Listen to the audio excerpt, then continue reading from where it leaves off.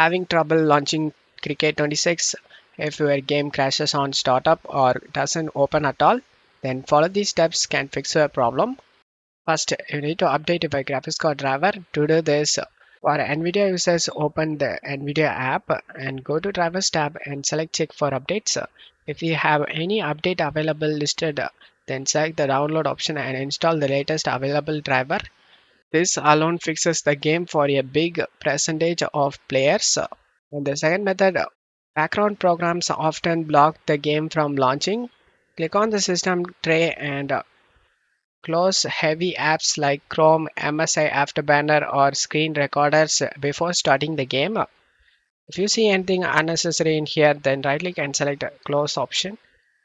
The final fix, you just need to open up File Explorer and go to C drive and go to Users folder and double click on your username. If you doesn't know your username, then select the start icon here. You can able to see your username.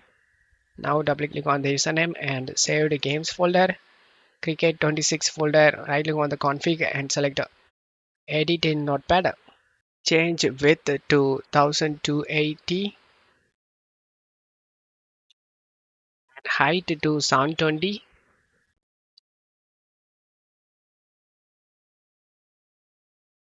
Select file and select save option.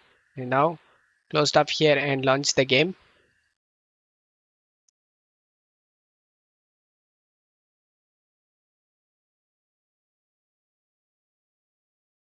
This reduces GPU load during launch and prevents startup crashes.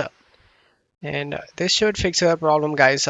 You can also check my recent videos how to play Cricket 26 on any low-end PC. You just need to follow these steps after this, so you can lower the game settings even more, and you can play smoothly on any PC, guys. Don't forget to leave a like and subscribe. Thank you.